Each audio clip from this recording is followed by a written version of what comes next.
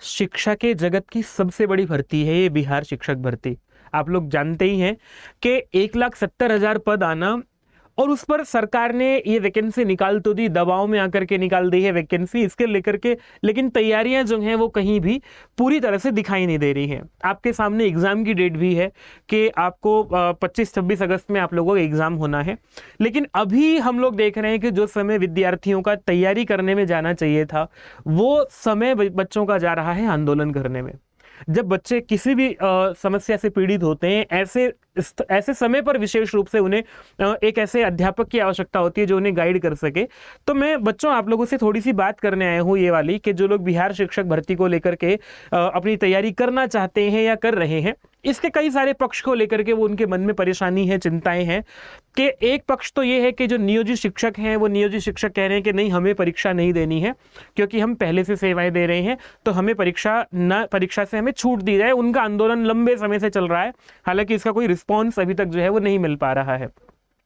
इसके बाद एक पक्ष अभी जो और आया है कि इस शिक्षक भर्ती में डोमिसाइल नीति लागू थी कि जो व्यक्ति बिहार का निवासी होगा वही इसमें आवेदन कर सकता था।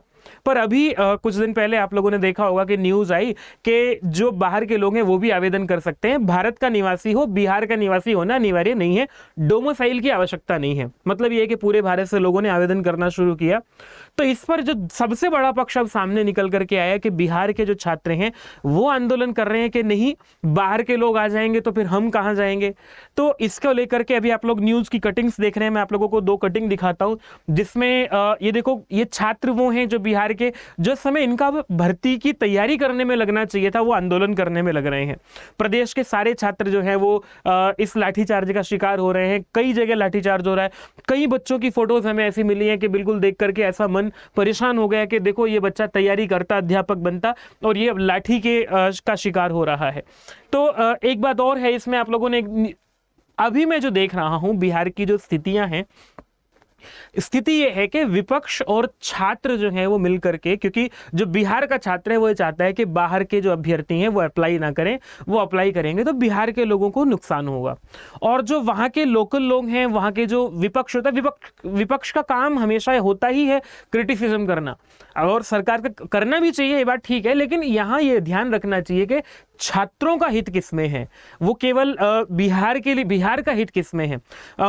अभी 13 मार्च को जो है भाजपा एक विधानसभा का घेराव, विधानसभा में जो है इस पर मार्च करेगी। सारे के सारे जो विपक्ष की और भी पार्टीज हैं वो सब मिलकर के, जो पहले एनडीए के घटक हुआ करती थी या अन्य भी और पार्टियां हैं, वो सब इसका समर्थन कर रही है कि नहीं, हमें बिहार में डोमिसाइल नीति नहीं चाहिए।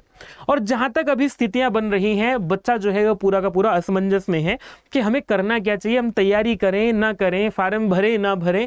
तो मैं यहाँ दोनों तरह के बच्चों के लिए बात करना चाहूंगा। जो बिहार के लोग हैं उन्हें क्या करना चाहिए, बिहार के लोगों के लिए देखो भाई, आप लोगों को थोड़ा सा अभी मेरा आप लोगों से ये सुझाव भी है कि देखो, बड़ा मन रखना चाहिए। अगर आप लोगों के पास जो है, ये बात ठीक है कि अगर आप कंपटीशन बढ़ जाएगा, पर कंपटीशन बढ़ करके बिहार की ही तो उन्नति होगी। केवल नौकरी पाना जो है वो हमें उद्देश्य थोड़ा ही है। कल को आप हैं, आपसे अगली पीढ़ी है, जितने योग्य शिक्षक जाएंगे उतना बढ़िया बिहार के लिए भविष्य मुझे दिखाई देता है। आप लोगों को भी ये भविष्य देखना चाहिए। और जो दूसरी बात, जो बाहर के अभ्यर्थी हैं उनको भी बिना समय लगाए जो है आवेदन कर देना चाहिए, क्योंकि अगर ऐसा हुआ, हो भी सकता है और नहीं भी हो सकता है, दोनों स्थितियां हैं। मान लिया बिहार के जो बाहर के बच्चे हैं उनके सामने समस्या ये है कि हम फॉर्म भरें या ना भरें, क्योंकि पता चला डोमिसाइल नीति लागू हो गई। तो देखो, अगर आप लोगों ने आवेदन कर दिया और आप लोगों को मान लिया फीस भी आपने सबमिट कर दी और लागू हो गया, तो फिर आपकी फीस वापस हो जाएगी या ये कोर्ट चली जाएगी भर्ती।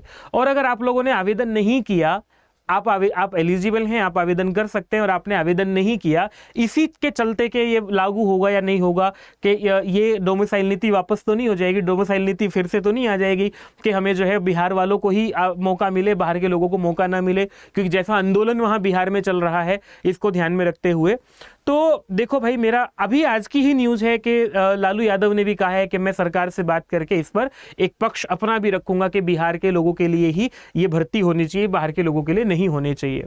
पर देखो भाई, आप लोगों को फॉर्म भर देना चाहिए, क्योंकि मुझे आज जो कॉल कई लोगों के आए हैं कि सर हम फॉर्म भरें या ना भरें, तो बिहार के बाहर के जो अभ्यर्थी हैं उन्हें फॉर्म भर देना चाहिए, क्योंकि फॉर्म भर दिया तो अगर आप लोगों को पैसे वापस हो जाएंगे फिर वो, अगर ऐसा हुआ तो। और अगर आप लोगों को और लग के तैयारी करनी चाहिए। बिहार के अभ्यर्थियों, आप लोगों से भी मेरा निवेदन है कि देखो, कंपटीशन बढ़िया हो इसके लिए तो आप लोगों को तैयारी करनी चाहिए। सड़कों पर जाकर के, ठीक है कुछ लोग आप लोगों के नेता जो हैं वो इसको काम को कर सकते हैं, पर आप लोग भी बहुत अधिक समय आंदोलन में ना लगा करके अपनी तैयारी पर लगाइएगा। सोचिए, सरकार में जो है बड़ी ताकत होती है। अगर सरकार जो है वो न झुकी और सरकार ने कहा कि हमने जो निर्णय ले लिया है, तो फिर आप क्या करेंगे?